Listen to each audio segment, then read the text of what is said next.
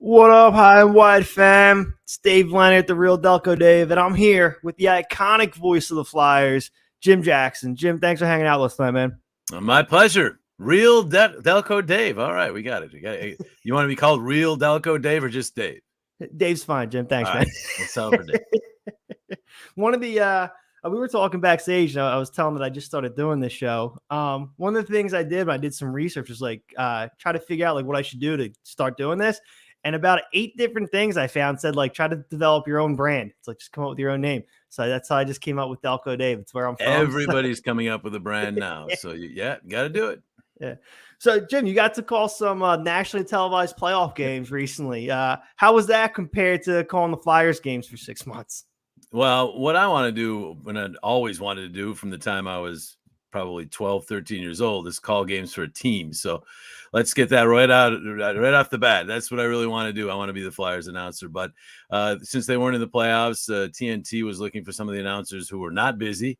They selected me as one of the guys to do some games. I was blessed, fortunate, honored to be one of those. And it was fun. I mean, I got to work with Jody Shelley and Jean-Luc Grandpierre, and it was a lot of fun. Ashley Weiss also was with us, and then we a couple of different production teams, but it was a lot of fun. The intensity of the playoffs, all that is great. I had some adventures. Got to tell you, I'll probably break this on your show, but I did the second game completely sick with the stomach flu, so I was literally throwing up during the game, but had to make it through. It was just one of those things. I started feeling ill about maybe an hour and a half before the game, and I knew it was happening, and right before the game and then during the game, and had to keep the garbage pail nearby, and have to thank the crew, the stage manager especially, who had to clean up my mess. But it was definitely a couple of pages from my book when I retire, for sure. That's awesome, man. So how did Jody handle that being in the booth? Jody was trying to stay as far away from me as possible. A, he didn't want to get sick. B, he didn't want to get splattered, as they say. So I had the garbage pail over on his side of the room, but obviously well behind him. And but he was great. He was very supportive, and it was pretty surprised I actually made it through, because he saw how sick I was. I ended up sick for about 5 days, so it was the start of a real bad stomach flu. But I would have wished it could have waited another day, but or at least a couple more hours. Yeah, you got to do what you got to do. I mean, it wasn't just the throwing up. I basically was off. I mean, I was not sharp. When you're sick, you just feel like you're kind of floating, and you're just not sharp mentally. I mean, numbers. I blew a goal call. It was not my best effort, but I just basically tried to get through it. There were times when I'm thinking, am I going to make it through this? And I didn't tell the producer at all. And when I went down to him after the game, and everyone in the booth was like telling, "Oh my God, you had to see this. This guy was upchucking all over the place."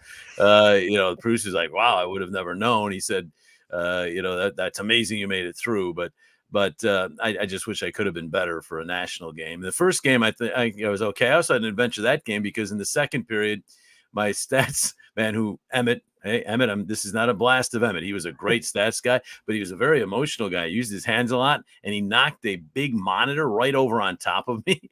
And I was actually leading and looking at Jody Shelley, and it lands on my arm, and my arm goes numb. And then I look over, and it had spilled coffee all over my notes. So my notes were gone for the second part of the second period and all the third period, and my arm was all banged up. It was just one of those, it's like, is this really happening? I'm getting some national games here. Does this really have to happen? But as I said, stories for the book. Well, I mean, that's both of those stories are impressive, man. And the fact that you gutted it out and got through the whole game, like that. I mean, I don't miss games unless I absolutely have to. And there was no choice, to be honest with you, as far as the stomach flu one. It's an hour and a half. If I had been sick overnight, I probably would have said to them, somebody else can probably do a better job. I don't know who they would have gotten, because the locals are doing the game, so they couldn't get John Kelly of the Blues. And I don't believe, the Minnesota local was doing the game too. So they couldn't, unless there was some announcer in St. Louis. Jody wasn't going to do play-by-play. So, I don't know. I probably still would have gutted it out. But the way it happened, I mean, I went to the arena fine. We arrived 3 hours before the game or so, I felt fine. I didn't start feeling bad until we were actually talking to Dean Evison when I started to feel a little bit off. And then we talked to Chief. And by the time we were talking to Chief, I was starting to feel really weird. And then on the elevator ride up, I knew what was happening. It's like, this is going to be a stomach thing.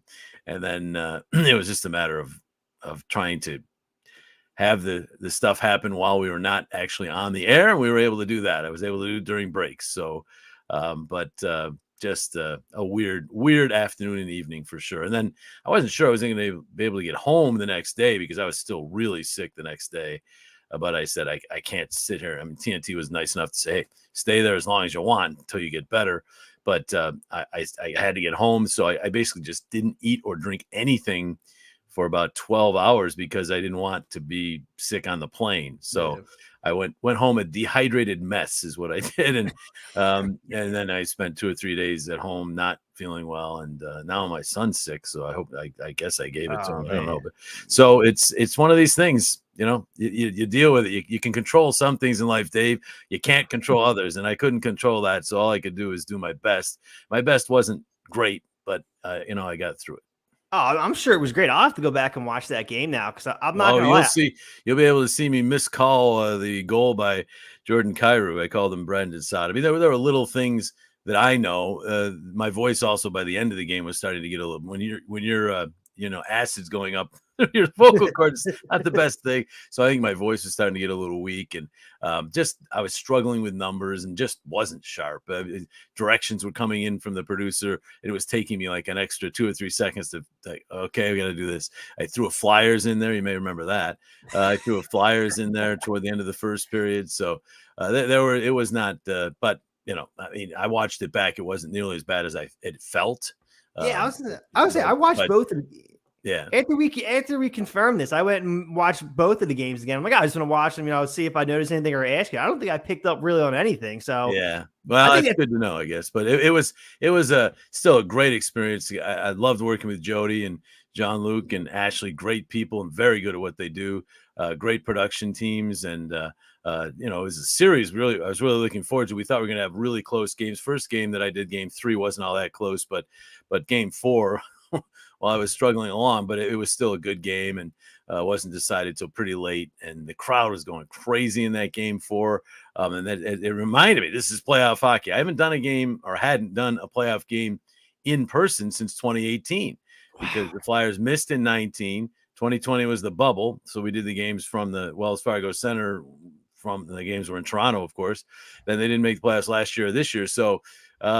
It had been since 2018 since I had been in that electric atmosphere that is the Stanley Cup playoffs. And there's nothing quite like it. And I've been watching the game since, and it's just a spectacular first round for the NHL. So many great storylines. The crowds have been tremendous. And to be part of that in a small way was a lot of fun. Yeah, I think this is exactly the kind of playoffs the NHL wanted and needed. With everything that's going on the last few years, this first round of the playoffs has been absolutely exceptional, I think. I mean, 5 Game 7s over the weekend. I mean, with the exception of the Avs sweeping the Predators without UC Saros, like I don't think Nashville had much of a chance without Saros in there. But just about every series has lived up to expectations, I believe. Yeah, and even that sweep just showed how good that team can be and how good Cale Makar in particular can be. So, there was even something to watch that series for, even though you knew Colorado was going to win it. I'd be wary, though, of St. Louis. I know they swept them last year, but that's a deep, deep team. 9 20-goal scorers. If Binnington, who took over during this series, is right, they're going to get the goaltending. Their defense is a little banged up, but Chief was a maestro in that series. I mean, he coached. He made all the right moves. He had a meeting before Game 4 where he really laid into his team and his ways. We had a tough meeting. And I asked him, I said, did you do most of the talking? He goes, yes. And, they just played so well in Game 4 and took the series over. They didn't lose again. So he's one heck of a coach. Obviously, he's already won a cup, and he's matured as a coach, too, since his days in Philadelphia. You can tell he's got that command, that presence. He's completely in control of the situation. And so he was a big part of the win for St. Louis. And I can't imagine he won't be prepared with something for Colorado. Colorado's got, the advantage in high-end talent, but depth of talent, I'm not so sure St. Louis doesn't have a slight advantage. And we'll see about everything else. Defensively, Colorado obviously has the edge as far as their defense core. But St. Louis might actually play a better all-around defensive game. So it's going to be interesting to see that series. All the series will be interesting for sure. But the first round, yeah, hard to beat 5 Game 7s and Game 6. And the storylines, the teams that hadn't won in so long, some of them did. Florida, Edmonton, some didn't. Toronto again. But it just the storylines, you can almost feel the energy from the fans in relationship to those storylines. And then, of course, the individual storylines. Jake Ottinger was just unbelievable for the Stars. And Conor McDavid, finally in his 7th year, seems to have figured out you have to be more than just a great offensive player to get your team to the next level. You have to do everything. He's doing that now, which is scary for the NHL, because if he is now to that level, and I will point out it took him 5 years longer than it took Sid Crosby to get to that level. But if he's at that level now and he stays healthy, that's going to be a tough nut to crack for the league, because he's just so talented. And then Johnny Gaudreau becomes the hero in Calgary. And there's just so many storylines individually too. Makar, as we mentioned earlier, that it just had everything. The first round had everything. I do contest that the first round is the best, because teams come flying out of the gate. They've been waiting for these playoffs. They're as healthy as they're going to be over the 2-month stretch. And so the first round has that energy. Not that the second, third, and certainly the finals, the rounds are bad, but I think that first has that energy level you just can't top. And this one had that energy level plus, because it had all these long series and great storylines. So it was a lot of fun. Oh, yeah, for sure. I mean, you mentioned Florida getting their first playoff series win since 1996. Were you born then, Dave?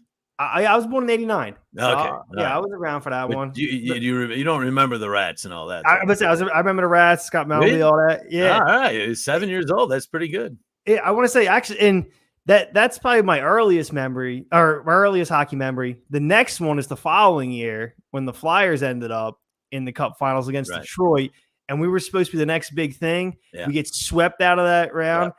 Yeah. At one point, I don't remember what game it was, but at one point, Detroit scores a shorthanded goal. And I'm 7 at the time. My aunt turns to me and goes, "Are they allowed to score on our power play?"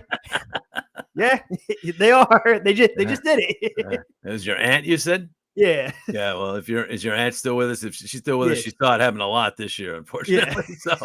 So, but yeah, no, I mean I remember that playoff run. You're right. It was kind of like the Eric Lindros.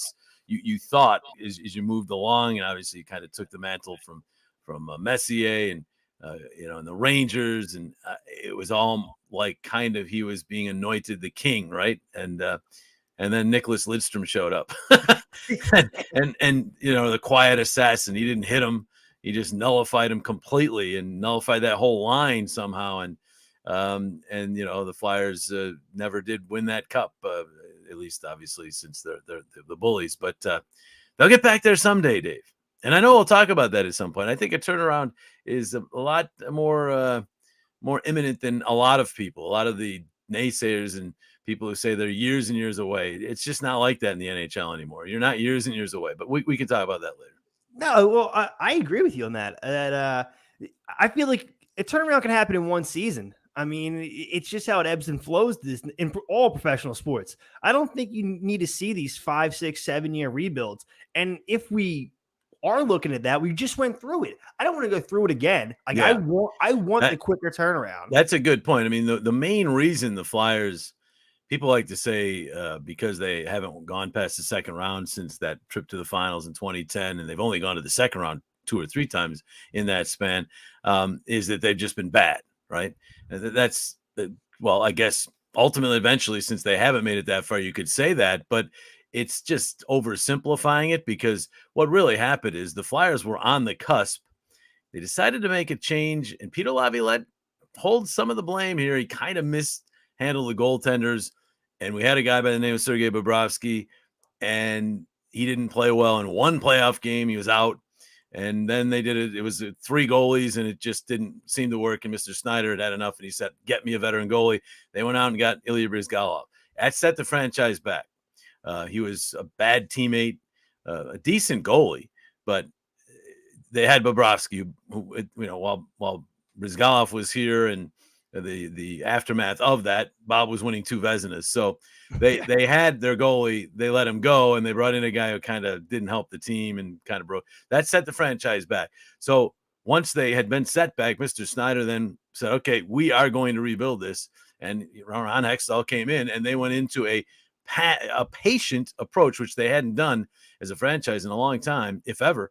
And Mr. Snyder, even as he was ill in his last days, stuck to that patient plan. And, it looked like it was paying off in 2020. I mean, they bring in Alain Vigneault, and from mid-November to mid-March until the pause, we were tied for second in the NHL in points. Now, that's not a streak. That's 4 or 5 months of really good hockey where they were right up there at the top of the NHL. And it certainly looked like the Provorovs, the Sanheims, the Konechny's, the Carter Harts, that whole group of young players, they were maturing, and the veterans, the Girouxs, the Voraceks, the Couturiers were still young enough that this was coming together, and that was going to be it. Now, they did make it to the second round in the bubble, but the bubble I almost throw out. Tampa did win the cup. They have their rings. They get their names on the cup, but it was so weird. The season was cut in half, or not even in half, but cut into 2 parts, and the playoffs were with no fans in the bubble. The NHL did what they had to do for sure to get the season completed and to hand out the Stanley Cup.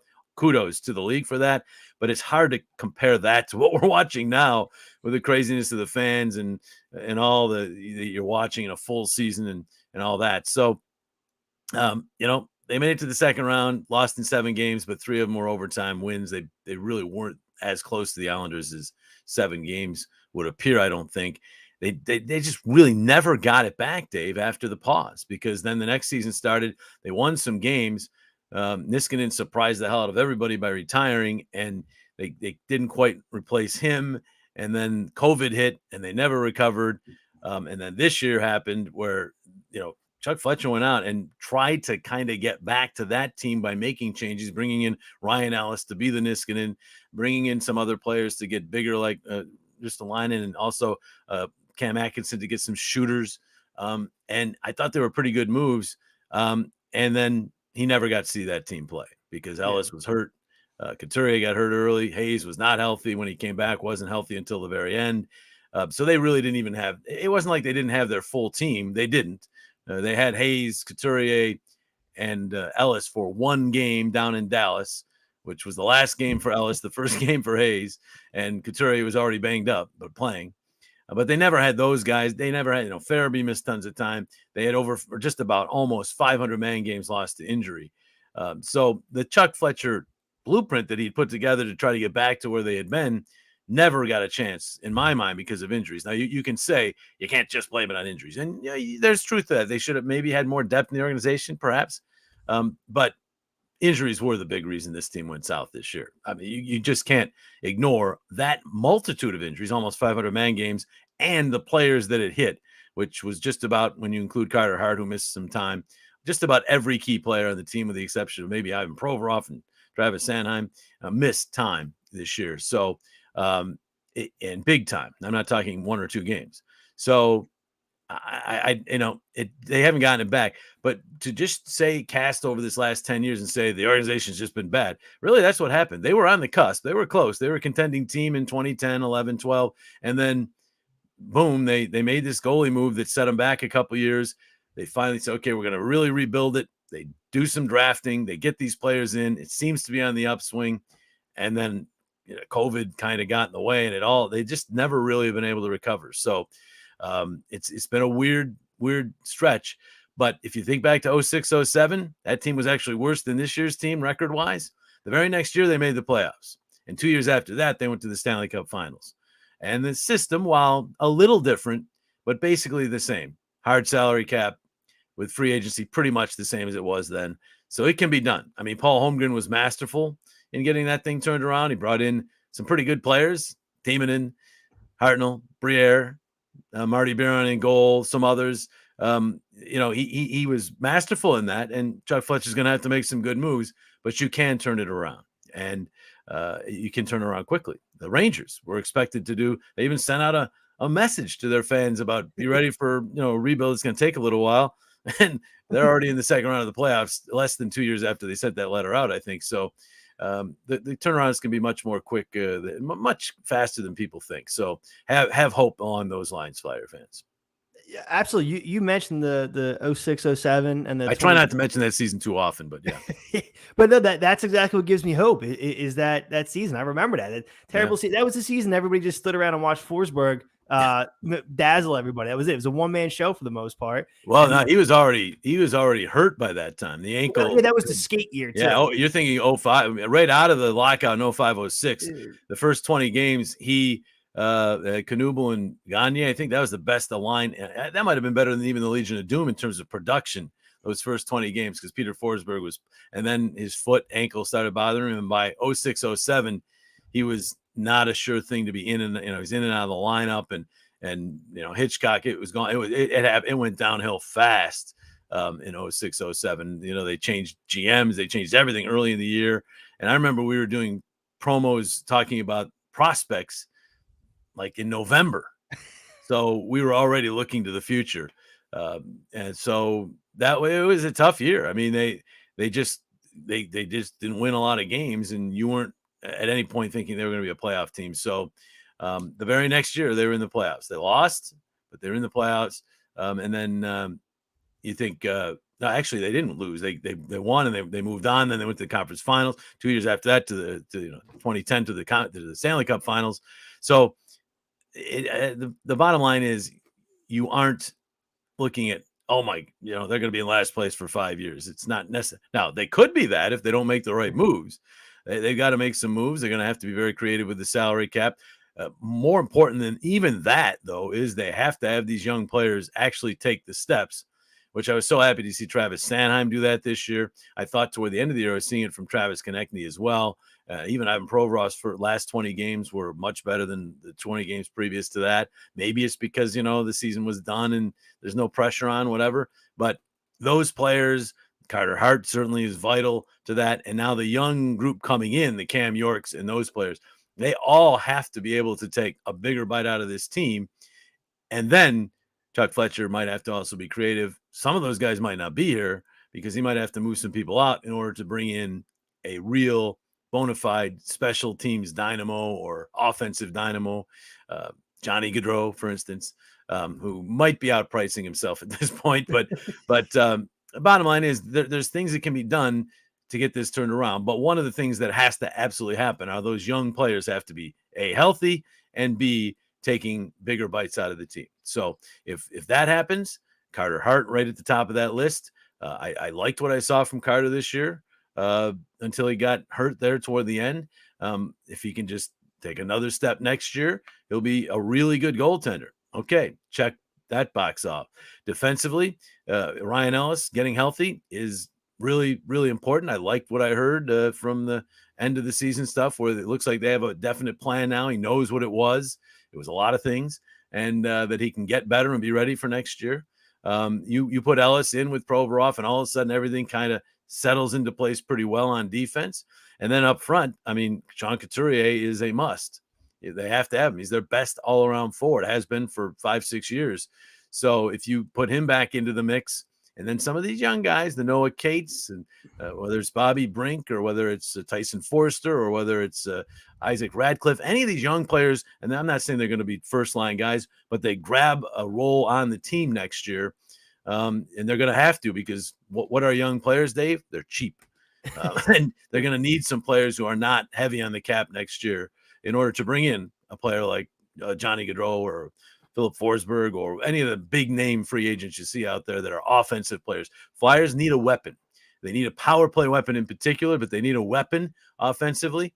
I think that's what Chuck keeps alluding to, that elite talent he keeps referring to that they don't maybe have right now. They might have some in their midst, like a Joel Farabee on his way to that, or some of their other young players, but they're not there yet. So they might have to go out and get one of those, add it to the young mix, and see where it goes. But it can happen. And the biggest, aside from the young players, I just said that was the biggest, but I lied.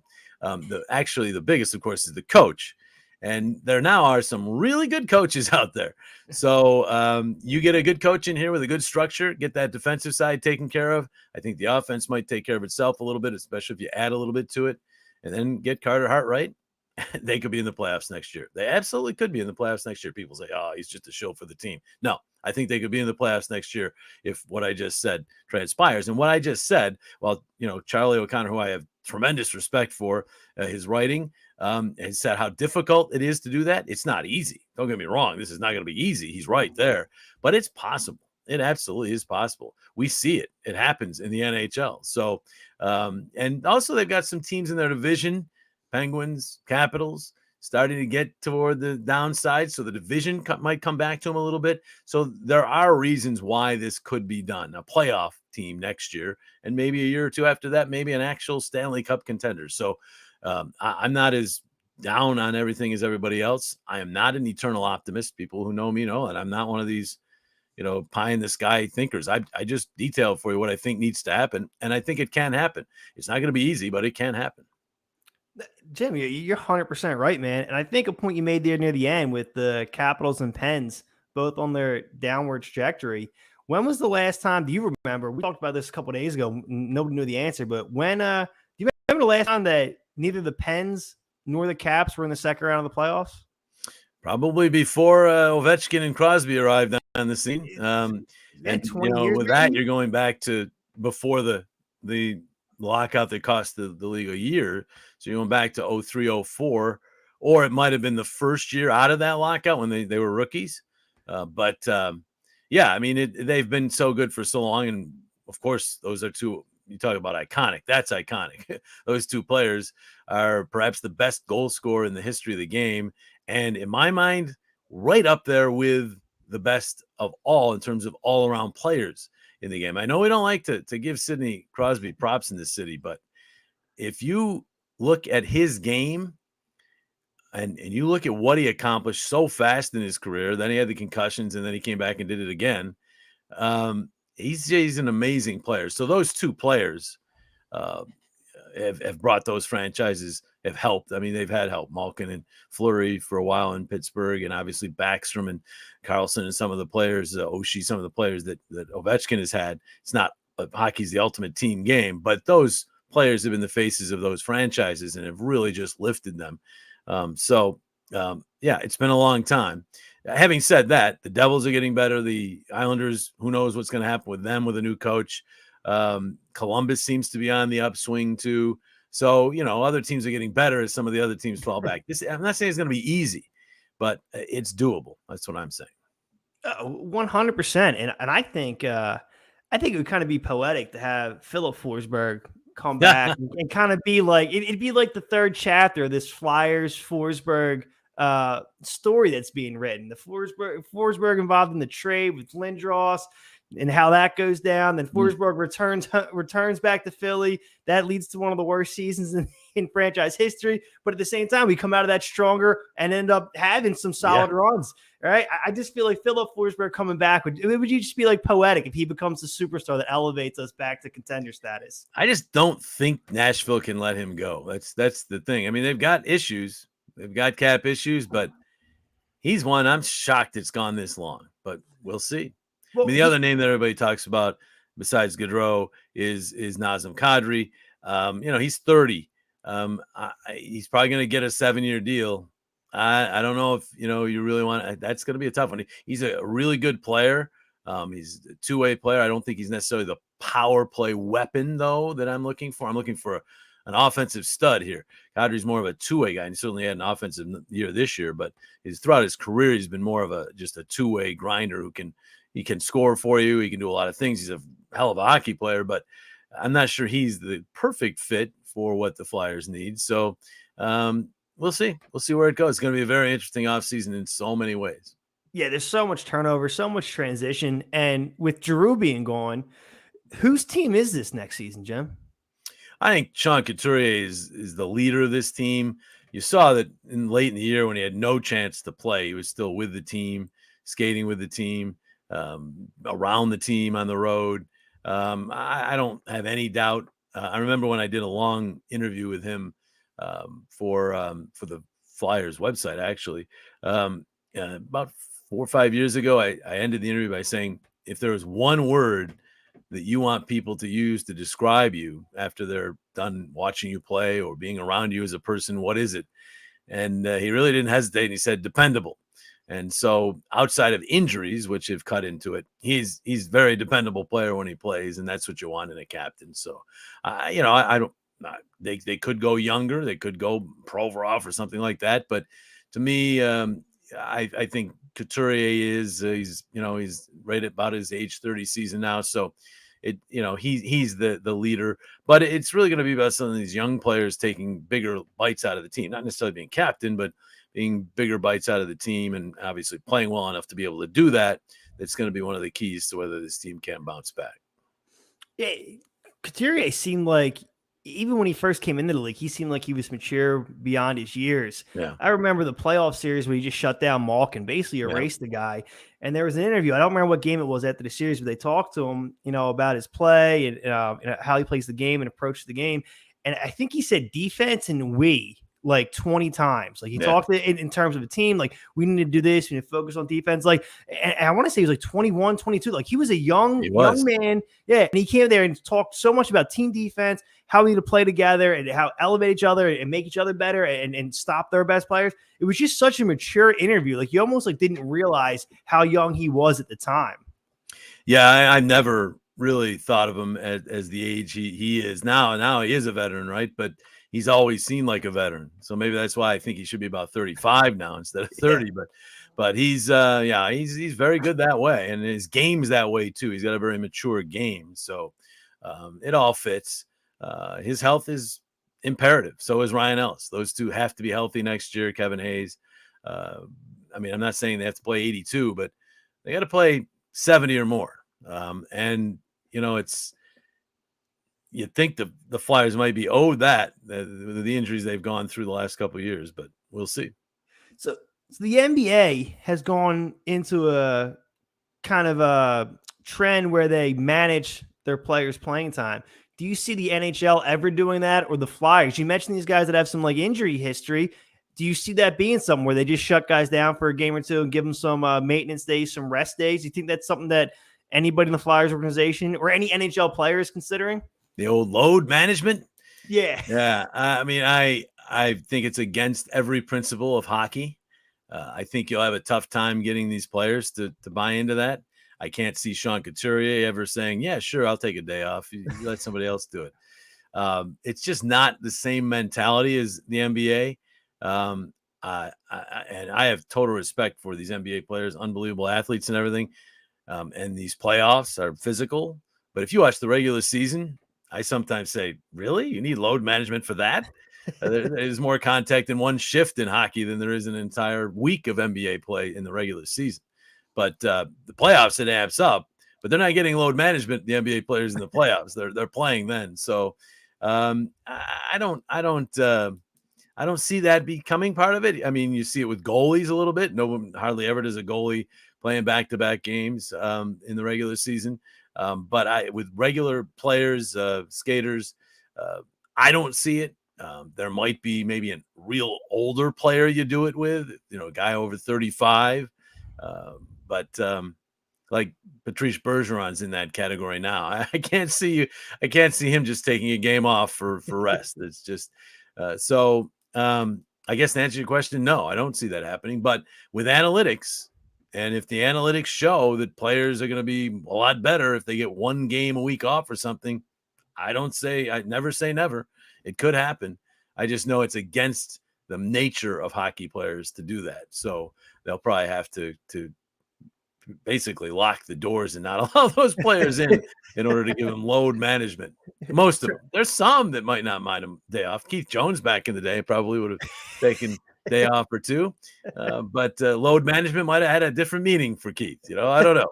So, but I don't think most players, and let me say that I was completely joking, because really he was a big time competitor, Keith Jones. He likes to play himself off as this guy who was just a stumble bum as a player. He was a good player, and he was basically playing on one leg for all of his time in Philly and much of his time late in his career. And I remember a playoff series in '99 against Toronto. The Flyers lost that series, and they only scored, I think they only gave up 9 goals in 6 games, but they still lost the series, something like that.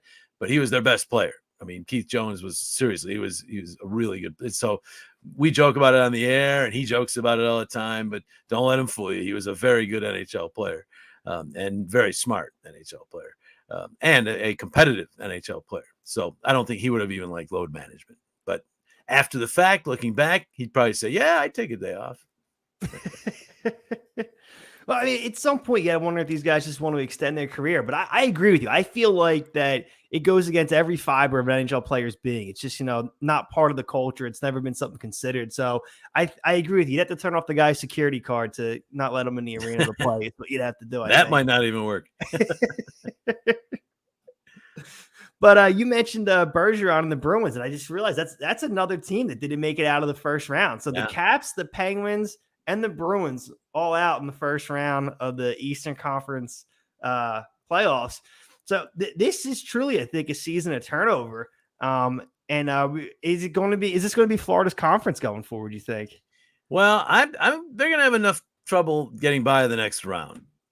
Tampa Bay Lightning, I wouldn't write those even with Braden Point banged up. I wouldn't write those Lightning off. They might take them 7 again, but that guy in net and with Victor Hedman, who, Cale Makar, Roman Josi, both had historic seasons.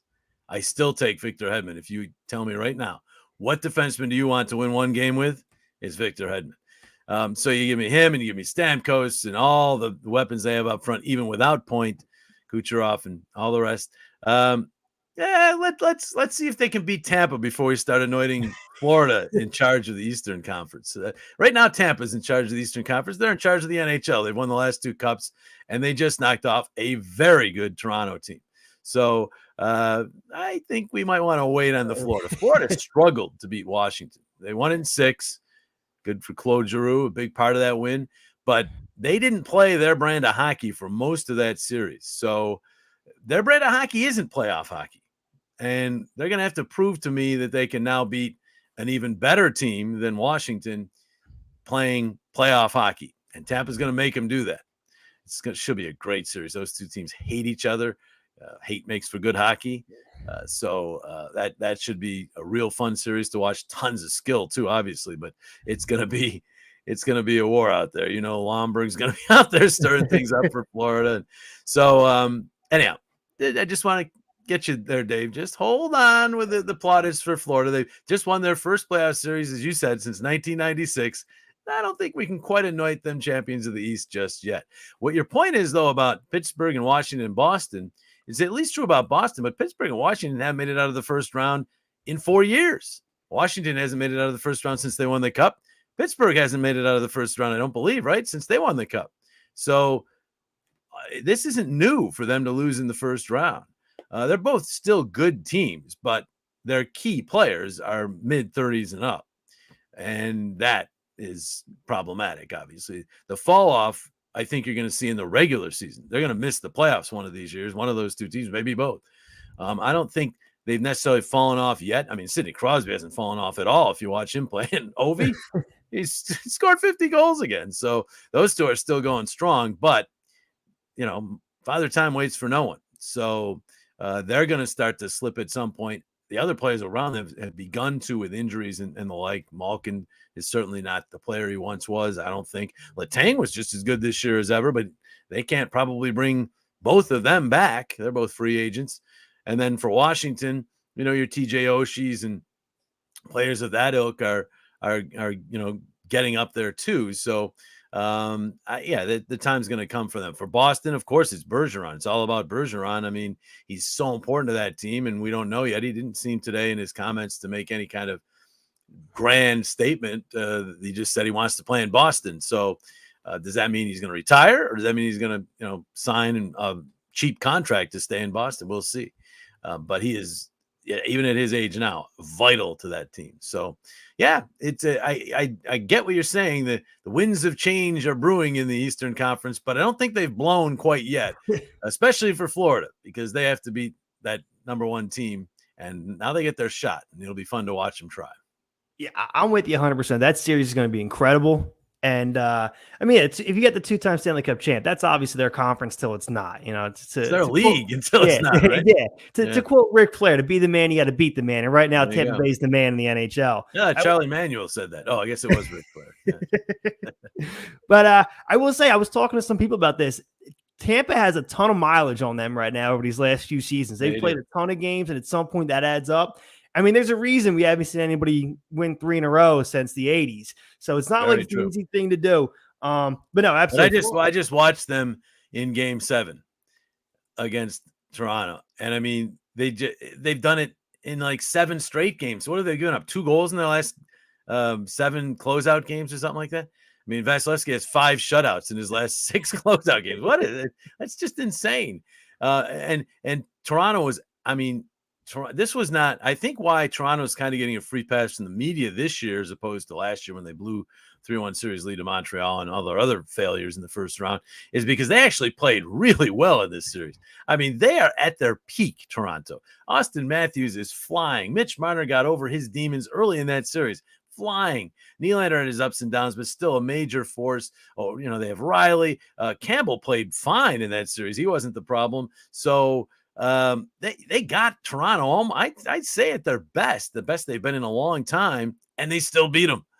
So I don't know if Florida's as good as what Tampa just beat. They were regular season hockey. Florida's amazing, but there's a difference, Dave, between what you see in the regular season and the playoffs. You saw it. We all see it. And while there's still higher scoring than usual in these playoffs, much of that I think has to do with more penalties being called than usual in the playoffs. The actual 5-on-5 hockey is still a grinded out affair. You just watch Calgary, Dallas, right? It's a grinded out affair, and you have to battle for every inch. I'm not still 100% sure Florida's built for that. We'll see. They're certainly a uber talented team. They've got a defense core with Ekblad back in the mix, although we're not sure about his health, but that's certainly good. Uyghur's got to play better. If they're going to beat Tampa, he's got to be way better. And Bob is still a little bit of a question mark back there because in his playoff history, he's had his ups and downs. But hey, I can't wait for all these 4 series, to be honest with you. They're all great matchups, even St. Louis, Colorado. But I do think that Florida is going to get a test that will be quite interesting for them. I mean, they just got one from Washington. Washington was able to slow that series down for long stretches. Not quite enough to win the series, but hey, they went 6 in overtime, you know, so it's like it was pretty much a 7-game series. So it was a tough go for Florida for long stretches in that series. And I think Tampa knows how to do that. They know, you know, we think of Tampa and we think of Kucherov and Stamkos and Point and all the goals and all, but they're really in their big games in the playoffs over these last 3 years. What have they done? They have just shut the other team down. And they're going to try to do that to Florida at times. So it'll be fascinating. Battle of Alberta, that's going to be fascinating. I can't wait to see Carolina. They've had a little trouble getting on deep into the playoffs. And I think that team is absolutely built for the playoffs, with the exception of, you know, goaltending, which is they've got the injury there. But if Anderson's back, you know, I'll be fascinated to see if the Rangers can deal with that Carolina checking in that series. And that leaves Battle of Alberta I mentioned. So that's the 4 series. I mean, Colorado, St. Louis. I mean, I just think that it's going to be a lot of fun. Hey, the first round can't be any better than that, but I think the second round will be pretty good too. I think it's basically a mirror image in the Western Conference. Tampa, Florida, in the East, and then Battle of Alberta, Calgary, Edmonton. I think it's huge. And Edmonton, I compared them to Toronto for the last few years. They're like the Toronto of the West, like all this talent, and they just couldn't get past the first round of the playoffs. They did. Toronto came up short, but Edmonton went to 7. They closed out the Kings, a team that's been a playoff performer for a decade plus now. They were able to close them out. Do you think that's the confident boost? You mentioned McDavid earlier in the show. Do you think that's what they needed? Like, if the monkey's off their back now, or is Edmonton about to elevate their game even further? It can go on in 2 ways, Dave. I've watched Conor McDavid very closely his entire career. I've always felt he was anointed too early, the best hockey player in the world. He's the best offensive player maybe the game's ever seen. That does not make him the best player in the world. I will still offer you that Sidney Crosby did way more than Conor McDavid did in his first 7 years. Crosby already had 2 finals appearances, a cup, a gold medal winning goal. By the time he was in his 7th year, he was already into the nadir of his concussion situation by his 7th year. Conor's just getting to the second round for the second time in his career, and first time since his first trip into the playoffs. And he, while everyone says, oh, they just didn't give him goaltending, they didn't give him a supporting cast, he has borne some responsibility in those playoff failures. If you've watched him, he's turned the puck over in bad situations. Last year, 2 of the key goals and losses to Winnipeg in the playoffs were his responsibility. If you watch the overtime goal against the Kings this year, where Kane gave up the puck in Game 5, Conor couldn't get, he was overstaying his shift, and he couldn't get to Kempe, who went in and scored the game-winning goal. And I thought, oh my, if they lose that series, it's going to be another one where Conor just didn't quite do enough. But in Game 6 and Game 7, he literally did what I don't think he's done yet. He kind of did it late in Game 5 until the overtime. They kind of just didn't show for the first shift. But so 5, 6, 7 was where he willed his team to win, to victory. And he hadn't done that in his career yet. And the fact that it took him till his 7th year seems like a long time, mainly because we were spoiled by Sidney Crosby. But it took Ovechkin that long to have playoff success. Surprisingly, it took Gretzky that long. People didn't realize that when you go back and see he had some playoff failures and lost in the finals before they finally won in Edmonton and all that. And all these guys, they had numbers. Yzerman, these great players, it took them till about this time to finally have the light go on and realize, I can't just score goals and set up goals to win the Stanley Cup. I need to play 200 feet. I need to be physical, and I have to be physical. I need to be able to take physicality from the opponents when it comes. And all that, I think, maybe the light's gone on for McDavid with that. So that's one way it goes. If that's the case, they could win the cup this year. They could, even with a 40-year-old goaltender. I'm not confident of that, but they could, because he's that good a player, and he seems to, the light's gone on. But also what could happen is he's been hearing about these playoff failures for a long time. Not as long as the Leafs, but for a long time, since the year, was it 17-18 or was it 16-17 when they went to the second round? It's been a while. Yeah. And, they got through it. You saw it in his reaction, the happy. You don't see that from McDavid very often. He's one elated guy. He's one guy who maybe is a little bit of a feeling of relief. There's a slight possibility that he kind of exhales. And if he exhales against Darryl Sutter and the Calgary Flames, he's not going to have a very good series. I think we're more likely the former than the latter. I think he has gotten over the hump, and now look out. I think that's where we're headed. But there is a slight possibility it goes the other way, where he takes a breath, and he doesn't have a perfect team around him yet. If he takes a breath, that team's, they're done. So that's another fascinating element of the second round. Calgary is going to give him a little bit of something LA did not. And you mentioned LA had been in the playoffs and all that, but that's not this Kings team. This is the 4th youngest team in the league, the Kings. This had Kopitar, yes, did not have Doughty, but Kopitar and Quick, that's it. The rest of this was a very young team, and without Doughty, that defense score, to be honest with you, they shouldn't have had to go 7 games, Edmonton, to beat that Kings team. So that leads me to worry a little bit about them as well going into this Calgary series, because Calgary is a better team. But having said that, I watched that series. I didn't see, while Danault did a great job in terms of angling, and he's such a great defensive two-way center, he didn't poke the bear. He didn't try to get Conor off his game that way. I kind of think that Matt Tkachuk and some of these the Flames are going to do that. And history tells me that Conor doesn't like that. Even the Flyers got under his skin, as you remember early in his career, the whole Brandon Manning thing, where they actually believe that he intentionally injured him early in his career. And remember chasing him around the ice at the Wells Fargo Center. So now he's matured since then. So don't get me wrong. He was 21 then, 20. Now he's 25. So he's matured, and he's matured a lot here in the last couple of years, I think. But he's going to probably have to live up to that too. I think Calgary's going to physically try to get at him a little bit. And a lot of people say you can't hit what you can't catch. You're not going to hit him when he's in open ice. But everybody's along the wall at some point. And Conor's starting to get more physical now, and I think people have noticed it, and they're kind of giving him plaudits for it. But when you get more physical, you usually then have to take that back.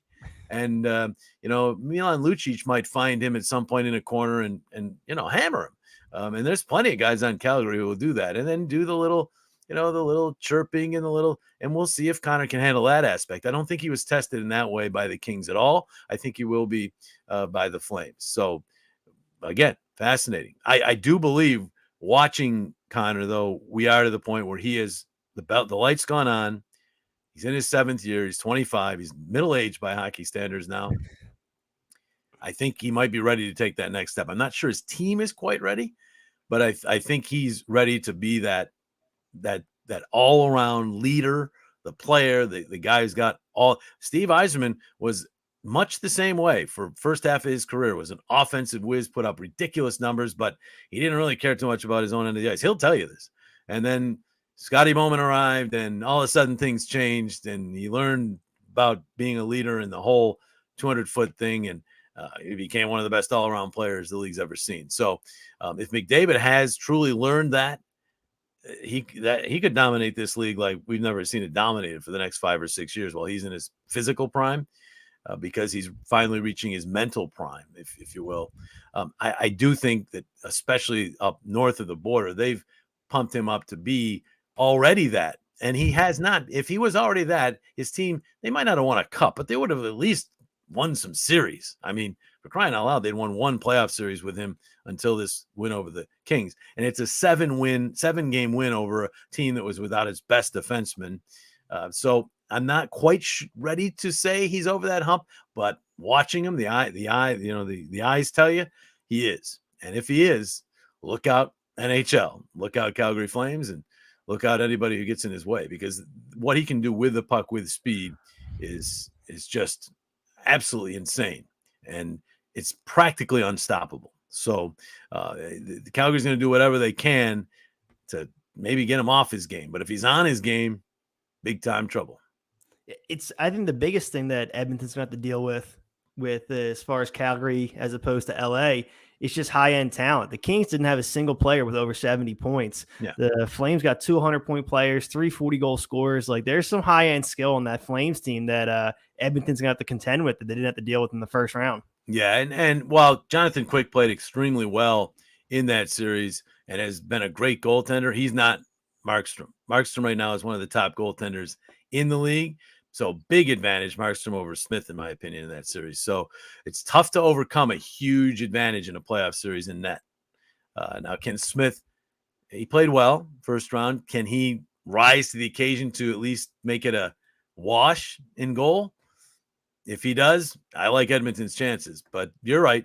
There's no Johnny Gaudreau on the Kings. There's that whole line, to be honest with you. There's no offensive line like that with the Kings. I mean, Kopitar's line is known more for being able to shut other teams down. So is Deneau's than they are for scoring. They do score mainly because they're so good defensively and they get the puck into the offensive zone. This team, as you know, this line can score either on the forecheck, on the rush, on the power play, however you want to do it. That line can score. The best line in hockey this year by all numbers, if you go Absolutely. by analytics or running numbers. So that will be a challenge because that's not a stout Edmonton team defensively. They did play a lot better under Woodcroft defensively. I'll give them that, which makes no sense because Dave Tippett was a defensive coach, but they did. You can't argue the numbers. Edmonton played much better after the coaching change from a defensive standpoint. So we'll see. But just so many things to look for in that series, as there are in all 4. Yeah, I can't wait. Well, Jim, we're winding down here, man. So near the end of the show, I usually like to just, hand the floor over to the guest. Anything you want to promote, hype up, talk about, anything you want to announce, the floor is yours, man. Give a little stump speech. Well, summer's begun, so I'm into broadcast coaching now. So just go to jimjacksonbroadcasting.com. There's information there, but basically I do 3 1-hour Zooms with people from any age, really. 12. I've had 12-year-olds. I've had 57-year-olds. So people who are just getting involved in broadcasting, people who are in college, people who are just out of college, young professionals, basically just go through all the fundamentals of broadcasting. Doesn't have to be play-by-play. Can be sideline reporting, can be anchoring, can be podcasting. I do podcasters. So anything, and just check it out. And I love it. I started doing it once I wasn't doing the Phillies anymore, and it's very rewarding. It's a lot of fun. I've got several people just graduated. So you're almost like a proud papa. So things that, and then I'm also, I'm on Cameo and I do all these other things too. So just check it out. And that's it. Summertime. It's going to be a big summer for the Flyers. So coaching hire, probably the first thing. The draft, big high pick there. I think that they're probably going to be active in terms of the trade market and maybe free agency if they can figure out a way to get around the cap. So a huge off season. So certainly a lot to look for there. And then before you know it, it'll be September and back to a regular training camp and ready for the season. Looking forward to some normalcy when the season starts again. Let's hope. Yeah. Not been much normal about the last 2.5 years. That's for sure. No, absolutely not. Well, for Jim Jackson, I'm Dave Leonard, the Real Delco Dave. Thanks for hanging out with us, guys.